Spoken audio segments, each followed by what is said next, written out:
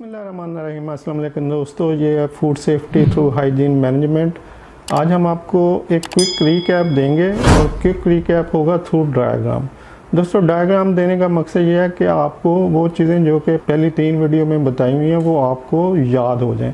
याद रखने के लिए कहा जाता है कि अगर आप किसी चीज़ की तस्वीर देख लें तो वो आपको ज़्यादा आसानी से याद रहती है। जैसे कि अगर आपने कैटरीना कैफ को देखा हो तो जैसे कोई बंदा कैटरीना कैफ का नाम लेगा तो आपके जहन में फ़ौरन एक तस्वीर आ जाएगी, फ़ौरन एक चेहरा आ जाएगा जो कि उसी का होगा जिसके बारे में वो नाम लिया जा रहा है। लेकिन अगर आपको कहा जाए कि चार्ल्स हस्टम जो कि यूके का पता नहीं कितना कौन सा बादशाह था, तो क्या आपके जहन में कोई आएगा? तो नहीं, कुछ नहीं आएगा, क्योंकि आपने उसको देखा हुआ नहीं है। तो मेमोराइज़ करने के लिए यानी याददाश्त में बिठाने के लिए, ज़हन नशीन करने के लिए ज़रूरी होता है कि जब आप जिस चीज़ को ज़हन नशीन करना चाहें उसकी तस्वीर देख लें। तो आज हम आपको वो चीज़ें जो कि पिछली 3 वीडियो में एक्सप्लेन हुई हैं उनका एक diagram through diagram quick recap देंगे ताकि आपको वो डायग्राम ज़हन नशीन हो जाए और आपको जो बताया गया वो आपको आसानी से समझ आ जाए और वो याद भी रहे, ताकि आप उसको अपनी जॉब या अपने फ्यूचर किसी ज़रूरत के वक्त रिकॉल कर सकें कि फूड सेफ्टी क्या होती है और इसमें किस तरह के कितने स्टेप्स होते हैं। तो दोस्तों, ये है हमारा फूड सेफ्टी का डायग्राम। आप देख रहे हैं कि यहाँ पर फूड सेफ्टी और फूड सेफ्टी की 3 मेजर जो पॉइंट्स जिनको कंसिडर करना है, यानी कि जो फूड सेफ्टी के लिए आपने ख्याल रखना है वो 3 चीज़ों का रखना है। नंबर 1 पर्सनल हाइजीन, कि आप लोगों की सफाई सुथराई और उनकी हाइजीन का ख्याल रखें। और नंबर 2 सरफेस हाइजीन, कि आप जो सरफेस है, जो जगह है जिसमें फ्लोर आते हैं, दीवारें आती हैं, उसके बाद छत होती है, विंडो होती हैं, शीशे होते हैं, फिर उस जगह पे जो चीज़ें रखी होती हैं उनमें कोई भी पॉट, पैन, पतीला, कोई कुछ जो प्रोसेस हो रहा है, जिसमें वो चीज़ें जिनमें प्रोसेस हो रहा है, फूड प्रोसेस हो रहा है, कोई प्लांट मशीनरी हो सकता है, कोई किचन है तो उसमें कुछ बर्तन हो सकते हैं, या कोई मीट प्लांट है तो वहाँ पे छुरी, चाकू के ऐसे चीज़ें हो सकती हैं। मतलब हर जगह जो कि जहाँ पर फूड प्रोसेस हो रहा है वहाँ पे कुछ दीवारें होंगी, कुछ फ्लोर होगा, खिड़कियाँ होंगी, शीशे होंगे, छत होंगे, कुछ लाइटें लगी होंगी और उनके दरमियान कुछ फूड प्रोसेसिंग के लिए कुछ चीज़ें पड़ी होंगी जिनके अंदर फूड प्रोसेस हो रहा होगा। तो उनकी हाइजीन को आपने देखना है। और नंबर 3 है फूड हाइजीन, यानी कि खाना जो बन रहा है उसको आपने कैसे महफूज रखना है। फूड सेफ्टी का मकसद ही खाने को महफूज रखना है। तो खाने को महफूज रखने के लिए आपने 3 चीज़ों को कंसिडर करना है कि एक तो इटसेल्फ खाने को आपने महफूज रखना है, जो फूड बन रहा है उसको आपने महफूज रखना है, और लेकिन उससे पहले आपने लोगों की सफाई सुथराई का ख्याल रखना है कि लोगों की हाइजीन का लेवल कैसा है, उसके बाद सरफेस की हाइजीन का लेवल कैसा है, क्लीनिंग कैसी है, डिसइंफेक्शन कैसी है, सैनिटेशन कैसी है।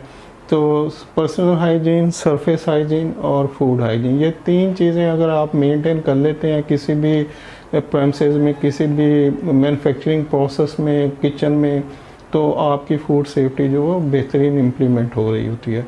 तो अब पर्सनल हाइजीन में तो लोगों की हाइजीन आ जाती है। वो अंडरस्टूड है कि लोग जो काम कर रहे हैं, हम इन तीनों टॉपिक पे डिटेल वीडियो आगे और बनाएंगे कि पर्सनल हाइजीन क्या होती है, इसमें कौन कौन सी चीज़ें आती हैं, और सरफेस की हाइजीन में कौन कौन सी चीज़ें आती हैं, इसको लिस्ट डाउन करेंगे और इस पर भी एक डिटेल वीडियो होगी। उसके बाद फूड हाइजीन, तो फूड हाइजीन में हमने फर्दर 3 आगे चीज़ें ऐड कर दी हैं कि फूड हाइजीन क्या है। तो खाना जो आप बना रहे हैं या जो भी खाने की चीज़ बन रही है उसको आप किस तरह से महफूज रख सकते हैं, इसको फिर 3 हिस्सों में डिवाइड किया है कि आपका खाना कुछ भी हो, आप कुछ भी बना रहे हो, कोई भी रेसिपी हो, कोई भी खाना हो, तो उसको आपने 3 चीज़ों से महफूज रखना है। नंबर 1 बायोलॉजिकल इम्पैक्ट उस पर आ सकता है, यानी कि आपने उसको बैक्टीरिया, जरासीम से बचाना है, उससे हिफाजत करनी है खाने की, कि खाने में किसी किस्म का बैक्टीरिया ना शामिल हो। और बैक्टीरिया के शामिल होने की जो मोस्टली वजह होती है वो पर्सनल हाइजीन हो सकती है, वो सरफेस की हाइजीन हो सकती है। यानी यहाँ पे अगर कोई कमी रह जाएगी तब भी आपका बायोलॉजिकल इम्पैक्ट आएगा, खाने में बैक्टीरिया आ सकता है। अगर सरफेस हाइजीन में कोई कमी रह जाएगी तो तब भी आपका बायोलॉजिकल इम्पैक्ट आ सकता है, बैक्टीरिया। सरफेस की हाइजीन कम होगी, क्लीनिंग कम होगी, सैनिटेशन कम होगी, तब भी बैक्टीरिया खाने में आ सकता है और लोगों के थ्रू भी बैक्टीरिया आ सकता है। तो लोगों से और जगह से, दोनों से बैक्टीरिया जनरेट होता है और वो आपके खाने को स्पॉइल कर सकता है, ख़राब कर सकता है। तो आपका फूड, इन दोनों से जो बैक्टीरिया आ रहा होता है उससे आपका फूड ख़राब हो जाएगा। उसके बाद है फॉरेन पार्टिकल। फॉरेन पार्टिकल से मुराद है कोई भी शीशा, कंकर, कुछ ऐसी चीज़ जो कि बाहर से खाने में उड़ के आ जाए, किसी तरह से आ जाए। तो वो जो भी फॉरेन पार्टिकल यानी बाहर से आने वाली चीज़, इवन आपकी रेसिपी में अगर नमक शामिल है लेकिन आप अपनी रेसिपी से ज़्यादा नमक डाल देंगे तो वो भी नुकसानदेह होगा कि खाने का टेस्ट ख़राब हो जाएगा। तो आपकी रेसिपी में सिर्फ उतनी चीज़ें जानी चाहिए जितनी कि आपकी रेसिपी में, स्टैंडर्ड रेसिपी में शामिल है। तो अगर आप अपनी रेसिपी, स्टैंडर्ड रेसिपी जो है उसमें जो इंग्रेडिएंट है उनके अलावा कुछ भी डाल देते हैं या उन्हीं इंग्रेडिएंट की क्वांटिटी को कम ज़्यादा कर दें, तब भी आपका फूड ख़राब हो जाएगा। तो लेकिन अदर देन रेसिपी जो भी चीज़ें उसमें शामिल हो सकती हैं, डस्ट हो सकती है, जो भी चीज़ें शामिल हो वो फॉरेन पार्टिकल है। तो आपने अपने खाने को फॉरेन पार्टिकल से बचाना है कि इसमें कोई भी बैरूनी चीज़ शामिल ना हो ताकि आपका खाना महफूज रहे। तो नंबर 3 है केमिकल। चूँकि आपने पर्सनल हाइजीन में भी केमिकल यूज़ करने, जैसे हैंड वॉश यूज़ कर रहे हैं, हैंड सैनिटाइज़र यूज़ कर रहे हैं यहाँ पर, और सरफेस हाइजीन में भी आप केमिकल यूज़ कर रहे हैं, जैसे फ्लोर क्लीनर होते हैं, सैनिटाइज़र होते हैं, डिश वॉश लिक्विड होता है। तो इस तरह से डिफरेंट केमिकल यहाँ भी यूज़ होते हैं, यहाँ भी यूज़ होते हैं। तो अब ये दोनों केमिकल आपके खाने को कंटैक्ट कर सकते हैं, स्पेशली जब सरफेस से आपका मीट कटिंग हो रहा है और वहाँ पे आपने पहले कोई केमिकल यूज़ किया या आपके डिश जो बर्तन है वो आपने धोए हैं तो उसमें कुछ रेजिडुअल रह सकते हैं। तो वो केमिकल जो यहाँ दोनों जगह इस्तेमाल हो रहा है वो आपके खाने को कंटेमिनेट कर सकता है और खाना आपका ख़राब हो सकता है, यानी आपका फूड जो है वो ख़राब हो सकता है। तो आपने केमिकल से बचाना है, अपने फॉरेन पार्टिकल से बचाना है और बायोलॉजिकल इम्पैक्ट से बचाना है। अब ये जो बायोलॉजिकल इम्पैक्ट है और जो केमिकल है ये यहाँ से जनरेट हो रहे हैं दोनों। पर्सनल हाइजीन से बैक्टीरिया भी आएगा, पर्सनल हाइजीन से केमिकल भी आएंगे, सरफेस हाइजीन से भी बैक्टीरिया आएगा, सरफेस हाइजीन से केमिकल भी आएंगे। और फॉरेन पार्टिकल में वो सारा कुछ ही आ सकता है जो अदर देन रेसिपी आपके खाने में शामिल हो जाए, जो आपकी रेसिपी में शामिल नहीं है लेकिन किसी भी इंसिडेंटली आपके खाने में ऐड हो गया तो वो फॉरेन पार्टिकल है। तो आपका खाना उस वक्त महफूज होगा जब आप इन तीनों चीज़ों को केयर करेंगे और इन तीनों चीज़ों से बचा कर रखेंगे तो आपका खाना महफूज खाना है।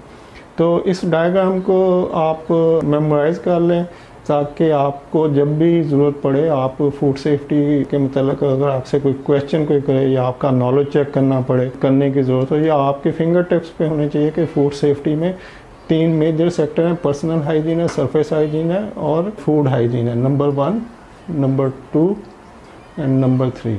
फूड हाइजीन में पर्सनल हाइजीन होती है, सरफेस की हाइजीन होती है और फूड की हाइजीन होती है। और फूड हाइजीन में फिर 3 पॉइंट्स होते हैं। नंबर 1 बायोलॉजिकल इम्पैक्ट आ सकता है फूड पे, नंबर 2 फॉरेन पार्टिकल का असर हो सकता है फूड पर, और नंबर 3 केमिकल की कंटेमिनेशन हो सकती है फूड पर।